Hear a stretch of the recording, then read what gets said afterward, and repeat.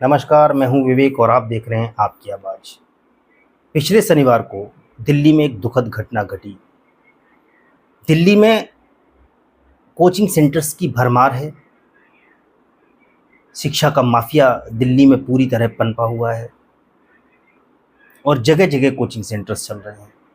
ऐसा ही एक coaching centre Rajendra Nagar में, उसमें क्लासेस बेसमेंट में चल रही थी और बेसमेंट में जो क्लास चल रही थी उसमें अचानक से बारिश का पानी जो सड़कों पर बह रहा था, एक गाड़ी के आने की वजह से उस फ्लो बना और सारा का सारा पानी उस बेसमेंट में भर गया। बच्चों को संभलने का मौका तक नहीं मिला और दुर्भाग्यपूर्ण तरीके से बच्चे निकलते रहे, गंदे पानी से प्रयास करते रहे, उनको रेस्क्यू किया जाता रहा, फिर भी 3 बच्चों की जान नहीं बचाई जा सकी, जिसमें से 2 फीमेल स्टूडेंट और 1 मेल स्टूडेंट। 3 बच्चों की, 3 होनहार स्टूडेंट्स की जान चली गई। और फिर वही शुरू हुआ जो हर घटना और हर हादसे के बाद होता है। राजनीति का दौर, आरोप प्रत्यारोपों का दौर, एक दूसरे के ऊपर दोष मढ़ने का दौर शुरू हो गया। और किसी हादसे के बाद सबसे दुखद पहलू यही होता है कि संवेदनहीनता की पराकाष्ठा पर पहुंचकर नेता एक दूसरे के ऊपर आरोप लगाने लगते हैं, एक दूसरे को दोषी ठहराने लगते हैं। नैतिक रूप से अपनी जिम्मेदारी को न मान करके, उस पर कोई कार्रवाई जो की जा सकती है वो न करके, सिर्फ दूसरे को बदनाम करना और दूसरे के ऊपर दोष मढ़ना, यही काम रह गया है हमारे राजनीतिज्ञों का। तय होना चाहिए जवाबदेही। अगर किसी की जवाबदेही है तो उसको तय करना चाहिए, जिम्मेदारी लेनी चाहिए और उस पर उसको नैतिकता के आधार पे इस्तीफा देना चाहिए या कोई एक्शन तो लेना चाहिए कम से कम। यही देश है जिसमें एक रेल दुर्घटना के बाद लाल बहादुर शास्त्री ने इस्तीफा दे दिया था। देश के प्रधानमंत्री रहे थे, लेकिन उस समय रेल मंत्री थे जिस समय, उस समय एक रेल दुर्घटना हुई और उन्होंने इस दुर्घटना की जिम्मेदारी लेते हुए इस्तीफा दे दिया। आज नैतिकता की बात सब करते हैं लेकिन जिम्मेदारी कोई लेना नहीं चाहता। अब इस घटना की जिम्मेदारी किसकी है? नेताओं को अगर आप सुनते रहेंगे तो यूं ही भ्रमित होते रहेंगे, लेकिन तथ्यों के आधार पर अगर समझना चाहेंगे तो इसमें दोषी कौन है उसको ढूंढना बहुत आसान है, मुश्किल नहीं है, ढूंढा जा सकता है। आरोप प्रत्यारोपों का दौर ये कि दिल्ली में आम आदमी पार्टी की सरकार है, वो कुछ और कह रहे हैं। दिल्ली के लेफ्टिनेंट गवर्नर जिनके हाथ में पूरी कमान है वो कुछ और कह रहे हैं और एमसीडी का अपना अलग ही मिजाज है। तो जवाबदेही है किसकी? इन तीनों की भूमिका पर करेंगे बात और आपके सामने करेंगे एक बड़ा खुलासा जिसमें आपको ये स्पष्ट होगा कि वाकई में जिम्मेदारी किसकी है और कौन कौन लोग हैं जो बेशर्मी की राजनीति में संलिप्त हैं। तो पहले बात कर लेते हैं आम आदमी पार्टी सरकार की। आम आदमी पार्टी की सरकार दिल्ली में जो चल रही है, पीडब्ल्यूडी, फ्लड और इरिगेशन उसी के अंडर में आती है। नालों की जो साफ सफाई है, जो सिल्ट निकालने का काम है वो पीडब्ल्यूडी का है, फ्लड और इरिगेशन डिपार्टमेंट का है और साथ में एमसीडी भी इसमें इन्वॉल्व है। एमसीडी के बहुत सारे ड्रेनेज ऐसे हैं जिनको साफ करने की जिम्मेदारी एमसीडी की है। तो ये 2 संस्थाएं और जिसमें सीधा सीधा आम आदमी पार्टी का दखल है। आम आदमी पार्टी इसमें शासन कर रही है, ये उनकी जिम्मेदारी नैतिक रूप से बनती है। लेकिन इसके पीछे आम आदमी पार्टी का तर्क ये है कि अधिकारियों पर उनकी लगाम नहीं है। दिल्ली सरकार का कहना है, दिल्ली सरकार के मंत्री सौरभ भारद्वाज, उन्होंने एक मीटिंग बुलाई और उसमें वो अधिकारियों को दिखाएंगे आपको बाद में, वो वीडियो सोशल मीडिया पे काफ़ी चल भी रहा है और इसकी जांच करेंगे कि वाकई हकीकत है क्या, उनके पास पावर है नहीं है, क्या कहानी है, दिल्ली की सरकार चल कैसे रही है, तो इस पर भी बात करेंगे। लेकिन पहले ये समझ लेते हैं कि सौरभ भारद्वाज जो कह रहे हैं कि उसकी हकीकत क्या है। तो दिल्ली में पावर का झगड़ा हमेशा रहा है केंद्र और प्रदेश के बीच में। प्रदेश सरकार का कहना यह है कि हमारे हाथ में अगर अधिकारियों की कमान नहीं होगी, अधिकारी हमारे हिसाब से अगर नहीं चलेंगे तो हम कुछ भी करने में लाचार हैं। और केंद्र सरकार का कहना यह था कि चूंकि दिल्ली 1/4 राज्य है, पूर्ण राज्य नहीं है, यूनियन टेरिटरी है, इसलिए दिल्ली को सारी पावर नहीं दी जा सकती। अब दिल्ली सरकार का कहना यह है कि अगर अधिकारियों के ट्रांसफर पोस्टिंग और उनको पनिशमेंट करने की पावर हमारे पास नहीं है तो वो आखिर हमारी बात सुनेंगे क्यों? ये बात भी ठीक है। इसको लेकर के आम आदमी पार्टी की सरकार चली गई सुप्रीम कोर्ट, और सुप्रीम कोर्ट में संवैधानिक पीठ गठित हुई और संवैधानिक पीठ का फैसला 2023 में आया, जिसमें कहा गया कि दिल्ली की चुनी हुई सरकार को निर्णय लेना, इम्प्लीमेंट कराना और अधिकारियों की ट्रांसफ़र पोस्टिंग से लेकर के सर्विसेज पर उनका अधिकार है। ये दिल्ली की सरकार के बारे में एक जो फैसला दिया सुप्रीम कोर्ट की संवैधानिक पीठ ने, यानी संविधान की विवेचना करने के बाद उन्होंने कहा संविधान के सारे पहलुओं की विवेचना की गई, दोनों तरफ से दलीलें और तर्क रखे गए। संविधान पीठ ने उस पूरे संवैधानिक व्यवस्था के तहत उसकी जांच की और ये कहा कि यूनियन टेरिटरी है, ठीक है, लैंड, लॉ एंड ऑर्डर जैसी चीज़ और पुलिस, ये तीन दिल्ली सरकार के हाथ में नहीं है, केंद्र सरकार के हाथ में इसका कमांड रहेगी और एलजी के थ्रू सब चलेगा। लेकिन दिल्ली में चुनी हुई सरकार को सर्विसेज का पूरा अधिकार है, सेवाओं का पूरा अधिकार, सेवाओं के नियंत्रण, वो किस अधिकारी को रखना चाहते हैं किस विभाग में, किस अधिकारी को किस विभाग से हटाना चाहते हैं, किस पोस्ट पे रखना चाहते हैं, ये चुनी हुई सरकार, क्योंकि डिलीवरी चुनी हुई सरकार को देनी है, केंद्र सरकार को नहीं चुना। लोगों ने दिल्ली में आम आदमी पार्टी को चुना है और आम आदमी पार्टी को अगर चुना है तो आम आदमी पार्टी की सरकार को ये ताकत होनी चाहिए कि वो काम करने वाले अफसरों को तैनात कर पाएं और उसके बाद भी अगर नहीं हो पा रहा है तो जवाबदेही दिल्ली सरकार की होगी। ये संवैधानिक पीठ का फैसला आया। तो संवैधानिक व्यवस्था और ये पूरा चुनाव इसी मुद्दे पे लड़ा गया कि संविधान खतरे में है। तो पहला उदाहरण तो यही मिल गया कि संवैधानिक पीठ ने फैसला दे दिया था तो केंद्र सरकार को फिर होने देना चाहिए था कि ठीक है, आप डिलीवर करिए, आप ठीक है सर्विसेज को हाथ में लीजिए और चलाइए, अधिकारियों की ट्रांसफर पोस्टिंग और अधिकारियों को कहाँ नियुक्त करना है आपके अधिकार में है। संवैधानिक व्यवस्था अगर इस तरह की है तो आप चलाते रहिए, लेकिन डिलीवर करके दीजिए और उसके बाद उनको घेरना चाहिए था, लेकिन ऐसा नहीं किया। पता नहीं कौन सी छटपटाहट थी, तुरंत एक ऑर्डिनेंस लाया गया, ऑर्डिनेंस के थ्रू उस पूरे फैसले को, संवैधानिक पीठ, संवैधानिक बेंच के फैसले को, जिसने ये कहा संविधान के अनुसार ये व्यवस्था है, उस व्यवस्था को पलट दिया। तो अगर ये कहें कि संविधान खतरे का सवाल उठाया गया और आज कह रहे हैं कि भ्रम पे, तो सबसे पहला उदाहरण तो यही था संविधान के खतरे का कि संवैधानिक पीठ ये कह रही है संवैधानिक व्यवस्था ये है और आप उसको कहते हो कि नहीं, अगर ये है तो हम नहीं मानते। तो आपने संविधान की व्यवस्था को पलट दिया और वहां आपने किया क्या, एलजी को सारी पावर दे दी।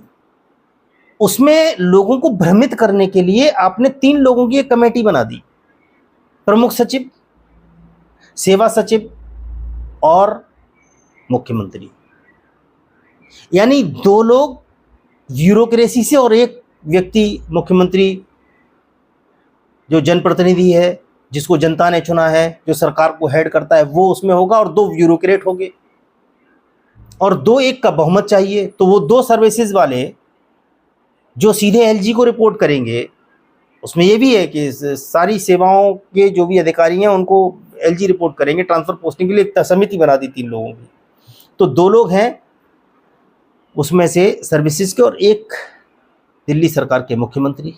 अब वो 2 सर्विसेज वाले अगर एक मत हो जाते हैं तो मुख्यमंत्री असहाय है, कुछ कर ही नहीं सकता। यानी ब्यूरोक्रेसी को निरंकुश किया गया है, जानबूझ के निरंकुश किया गया है और ब्यूरोक्रेसी इसी निरंकुशता में कुछ भी करती चली जाती है। और इसमें भी एक हस्तक्षेप ये कि एलजी को सब रिपोर्ट करेंगे और एलजी अंतिम निर्णय एलजी लेगा। तो ब्यूरोक्रेट्स को भी पता है कि फिर जो एलजी साहब कहेंगे वही मानना पड़ेगा, क्योंकि सारा पावर तो उन्हीं के हाथ में है। फिर सारे हाथ काट दिए, दिल्ली सरकार के पावर दे दी एलजी को, और वही एलजी विनय सक्सेना साहब का एक ट्वीट वायरल हो रहा है, चल रहा है, जिसमें वो दिल्ली सरकार के 10 साल के कार्यकाल को कोस रहे हैं। सारी ताकत अपने पास है और कोस रहे हैं आम आदमी पार्टी की दिल्ली की सरकार को। मैं कोई बचाव नहीं कर रहा हूं, ये तथ्य है कि पावर है नहीं, हाथ कटे हुए हैं और आप ब्लेम कर रहे हैं उसी को, दिल्ली की सरकार को। तो ये थोड़ा सा मुश्किल पेचीदा मामला है, इसको समझना पड़ेगा कि मुख्यमंत्री के पास पावर नहीं है। और अब एलजी के इस ट्वीट को हटा देते हैं, एक वीडियो दिखाते हैं आपको। आप देखिए, दिल्ली सरकार के मंत्री सौरभ भारद्वाज अधिकारियों की मीटिंग कर रहे हैं, उसमें पीडब्ल्यूडी मिनिस्टर आतिशी भी बैठी हुई हैं, उसमें गोपाल राय जी हैं, उसमें इमरान हुसैन हैं, इमरान हुसैन जी भी मंत्री हैं। 4 मंत्री अधिकारियों के साथ बैठे हुए हैं और सौरभ भारद्वाज उन अधिकारियों से कह रहे हैं कि आपसे एक लिस्ट मांगी थी, कितनी दिल्ली की ड्रेन्स को डिसल्ट कर दिया गया है, उनकी डिसल्टिंग कर दी गई है, उनका सिल्ट हटा दिया गया है। तो कह रहे हैं कि हमें जो लिस्ट मिली है उसमें से काफ़ी ऐसी जगह हैं जहाँ पे डिसल्टिंग हुई नहीं है, नालों की सफाई नहीं हुई है, यानी फर्जी डेटा पेश किया अधिकारियों को। वो बोल रहे हैं, उस वीडियो में भी आगे मैं चलाऊंगा इसको, अब देखिए। उस वीडियो में वो अधिकारियों से कह रहे हैं कि आप हमारे साथ चलिए और हम आपको विजिट करा रहे हैं, और अधिकारी कैसे बाईपास कर रहे हैं बेशर्मी से। पहले वो कहते हैं 5 बजे चले, अधिकारी बहाने बनाता है।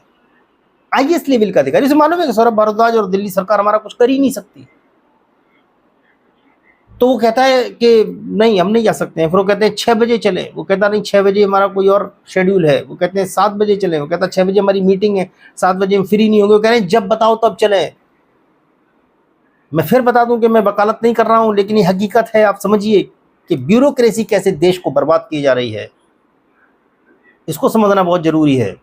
और नेताओं की मिलीभगत जहां होती है वहां तो उनके मौज है और गुलछर्रे उड़ाते हैं, कुछ भी करते रहते हैं। और नेताओं को इन्हीं ब्यूरोक्रेट से काम लेना होता है, इसलिए वो उन पर लगाम नहीं कसते हैं। लेकिन जहां लगाम कसी जा रही है वहां ये कैसे, क्योंकि वहां एलजी का हस्तक्षेप है, और एलजी उनका कुछ कर सकता है। सौरभ भारद्वाज, आतिशी सिंह या गोपाल राय जी या इमरान हुसैन जी या मुख्यमंत्री जी, कोई कुछ नहीं कर सकता, उनका ट्रांसफर भी नहीं कर सकते। तो समस्या सबसे बड़ी ये है कि जवाबदेही किसी की और सवाल किसी से। ये दिल्ली की हालत बनी हुई है। और मैं थोड़ा सा जो आपको बताना चाह रहा हूँ वो ये कि बेशर्मी वाली राजनीति ये कि एलजी साहब ने जिस तरह से जो ट्वीट किया, वो ट्वीट अगर आप पढ़ें तो उसमें दिल्ली सरकार को आप ब्लेम कर रहे हो, सारी ताकत अपने पास रख करके आप दिल्ली सरकार को ब्लेम कर रहे हो। इससे ये साफ साफ जाहिर होता है कि कहीं ना कहीं आप बदनाम करने की हद तक यहाँ तक चले गए कि लोगों की हत्याएं हों, लोग मरें जिए, आपको कोई फर्क नहीं पड़ता, क्योंकि दिल्ली में आम आदमी पार्टी की सरकार तीसरी बार बनी है, बीजेपी हारी है और आप बीजेपी के एजेंट की तरह वहाँ बैठे हुए हैं। आप इस सरकार को किसी तरह बदनाम करके हटाना आपका मकसद है, लोगों की सहूलियत वहूलियत आपसे कोई लेना देना नहीं है। ये बड़ा दुखद है, ये नहीं होना चाहिए। अब आते हैं एमसीडी के ऊपर के, चलिए ठीक है, दिल्ली सरकार का तो ये सब मान लिया कि वो कोर्ट का संवैधानिक पीठ का आदेश भी है और वो भी नहीं माना गया। उसके बाद दिल्ली की पावर जो है वो एलजी के हाथ में, दिल्ली सरकार। एमसीडी का क्या खेल है? एमसीडी में आम आदमी पार्टी की सरकार है, मेयर आम आदमी पार्टी से है शैली Oberoi.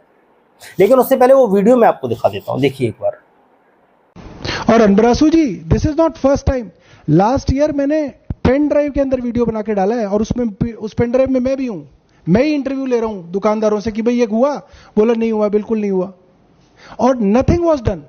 And I send this complaint to you directly, you didn't even respond to it.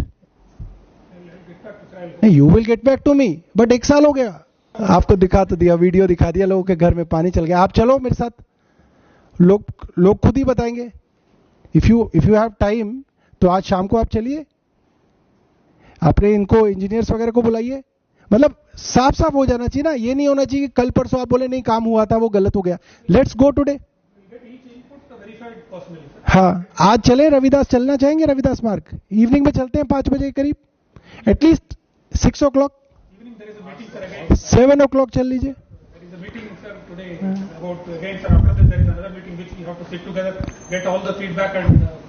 कितने बजे बताइए, कब फ्री हैं आप, तब चल लेंगे। हम तो आपके लिए समय निकाल ही लेंगे। टाइम तो बता दीजिए। अरे आप टाइम तो बताइए, कितने बजे चलेंगे?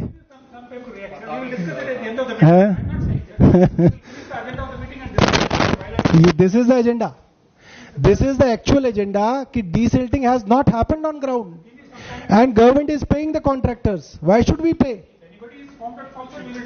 Why is there if? There should be not if ना। आप अभी भी इफ बोल रहे हैं। आप चलिए वहां पे वेरीफाई कीजिए, खत्म करिए इस चीज को। एक अफसर पे आप कार्रवाई करेंगे तो कम से कम मैसेज तो जाएगा अगले साल के लिए डीसिल्टिंग के लिए, वरना कुछ जाता ही नहीं है। अब minister of UD writing to a PWD secretary कि उसके यहां डीसिल्टिंग नहीं हुई, वीडियो बना के दे रहा है। पीडब्ल्यूडी सेक्रेटरी ने रिप्लाई नहीं किया उसका। क्या होगा इस देश में, क्या होगा दिल्ली में, आप बताइए। आपसे मैं पूछ रहा हूं, अब मिनिस्टर इज आस्किंग यू कि आपके पास पूरे दिन में समय है, तो आप बोल रहे हैं मैं बताऊंगा। अरे यार, मंत्री के पास भी तो 100 काम है, मैं आपके लिए फ्री हूं, आप बताइए कब चलेंगे। नहीं, my humble request also, we want a solution to this. Humble request to sir, let us, we will discuss, I am saying sir, we will discuss it at the end of the meeting. If ठीक है। you think that this is the most important issue, you are free to discuss it. बताइए PWD minister, आप बताइए भाई, आपके secretary साहब तो कह रहे हैं if I feel this is the most important issue then we will discuss. आप बता दीजिए if it is an important issue और नॉट। इसके बारे में मैं कह रहा हूं sir, we will discuss it. I am saying we will come, but let us not. ये वही वीडियो जिसका मैं जिक्र कर रहा था कि सौरभ भारद्वाज जी देखिए बार बार बोल रहे हैं और उसके बाद वो अधिकारी कैसे बेशर्मी से बाईपास कर रहे हैं सारे। तो ये हालत है दिल्ली का, आपको समझना जरूरी है। अब बात करते हैं दिल्ली की एमसीडी की और शैली ओबराय जो मेयर हैं दिल्ली की, उनकी तो जिम्मेदारी बनती है, लेकिन वहाँ भी उनका कहना ये कि एक अलग पेच है ये कि दिल्ली की जो एमसीडी है वो एमसीडी में स्टैंडिंग काउंसिल का गठन नहीं हुआ, और स्टैंडिंग काउंसिल का गठन अगर नहीं हुआ तो बहुत महत्वपूर्ण फैसले लागू नहीं हो सकते, क्योंकि फैसलों को मेयर से ज़्यादा पावर स्टैंडिंग काउंसिल की है। और स्टैंडिंग काउंसिल जब तक गठित नहीं होगी तब तक कोई डेवलपमेंट के बड़े काम नहीं हो सकते हैं। और उसमें भी एलजी साहब का अड़ंगा है, अभी तक स्टैंडिंग काउंसिल का गठन नहीं हुआ। लेकिन ये अवैध निर्माण की कहानी क्या है? पिछले 10 सालों से और पहले से भी वहाँ 10 सालों से दिल्ली में आम आदमी पार्टी की सरकार है, 10-12 साल हो गए हैं, लेकिन एमसीडी में बराबर पिछले कई सालों से बीजेपी की सरकार है और एमसीडी को मोस्ट करप्ट डिपार्टमेंट की संज्ञा दी गई है। बरसों से भारतीय जनता पार्टी के साए में पल रही एमसीडी का भ्रष्टाचार यहाँ तक पहुँच गया कि सारे दिल्ली के नाले पाट दिए गए, सारे ड्रेन्स पाट दिए गए, अवैध निर्माण यहाँ तक हो गए कि इंक्रोचमेंट ज़बरदस्त। और ये अवैध निर्माण होता कैसे? पैसा जाता है सीधा का सीधा, पैसा लेकर के वो उसको पूरा मदद करते और बनवाते हैं दिल्ली। और लोगों का ही कहना नहीं है, इसमें कुछ हकीकत भी है। आप लोगों से जाकर के बात करिए, आपको पता चलेगा कि अगर आपको मकान बनाना है, उसमें छज्जा निकालना है, बिल्डिंग बनानी है, तो आपको उसमें पैसा देना ही पड़ेगा। और वही कारण है कि दिल्ली की एमसीडी मोस्ट करप्ट डिपार्टमेंट के नाम से जानी जाती है, जो मैंने पहले आपको बताया।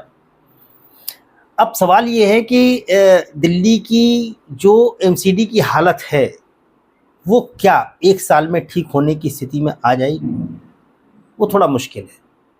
और तब जब एलजी साहब का दखल है, एलजी साहब बराबर एक कुछ न कुछ इस तरह के काम कर रहे हैं जो सरकार को कैसे बदनाम किया जाए, ये ठीक नहीं है। भारतीय राजनीति के लिए ठीक नहीं है। लोगों ने 3-3 बार दिल्ली में आम आदमी पार्टी की सरकार को अगर चुना है तो कुछ सोच के चुना होगा। आप उनको काम करने दें, आप काम नहीं करने देना चाहते। तो इसमें अब सबसे बड़ी चीज़ एक ये है कि आप ठीकरा तो फोड़ रहे हैं आम आदमी पार्टी की सरकार के ऊपर। 10 साल का कार्यकाल, उनका नाकारापन आप बता रहे। आप अधिकारियों की जिम्मेदारी क्यों नहीं तय करते हैं? ये वीडियो जो मैंने दिखाया, इसी को देख करके आपको समझ में आ जाएगा अधिकारी कितने नाकारा हो चुके हैं और कितना लापरवाही बरत रहे हैं, और वो कहीं ना कहीं फिर आपकी शह पे बरत रहे हैं। एलजी साहब को नैतिकता के आधार पे इन अधिकारियों की जवाबदेही तय करनी पड़ेगी और उनके ऊपर काम करना पड़ेगा। उनके ऊपर जो भी आप एक्शन ले सकते हैं आपको लेना पड़ेगा। और जो दिल्ली एमसीडी के कमिश्नर हैं उनको दंडित किया जाए, ये मांग तो बच्चों की भी है। कई एक वीडियो इस तरह के भी चल रहे हैं कि बच्चे धरना दिए हुए कि एमसीडी के कमिश्नर को आना पड़ेगा। उनको पता है कि कमिश्नर की मनमानी और कमिश्नर की मनमर्जी जो चल रही है उसका खामियाजा उनको भुगतना पड़ रहा है। और सौरभ भारद्वाज के उस वीडियो में यहाँ तक कहा गया कि डीसिल्टिंग के नाम पे पेमेंट हो रहे हैं, डीसिल्टिंग हो ही नहीं रही है। तो ये भ्रष्टाचार पनपता चला जा रहा है केवल इसलिए कि आम आदमी पार्टी के ऊपर ठीकरा फोड़ा जा सके, ठेकेदारों को मौज कराई जा सके। अधिकारी मनमानी कर रहे हैं, लूट रहे हैं दिल्ली की, तो इस स्थिति में लाख खड़ा कर दिया गया। बहुत दुखद है। सोचिए एक बार इस पर कि इसमें बदलाव होना चाहिए और हम और आप खड़े होंगे तभी कोई बदलाव होगा। आज के लिए इतना ही, फिर मिलेंगे अगले कार्यक्रम में। तब तक के लिए मुझे दीजिए आज्ञा। नमस्कार।